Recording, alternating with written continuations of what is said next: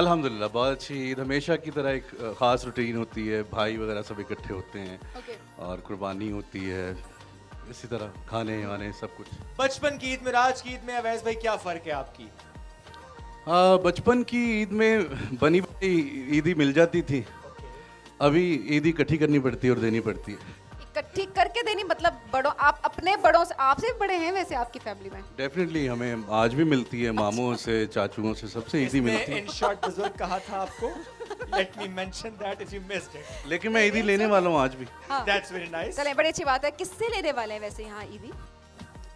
आज यहाँ पर अगर लेना चाहें ऑडियंस में से कोई जानने वाले जिनसे आप ईदी ले सकते हो आज? आज की ईदी ये होगी कि सब लोग जितनी खुल के तालियां बजाएंगे वही ईदी है। वाह तो भाई आप वाह, सब देंगे जबरदस्त।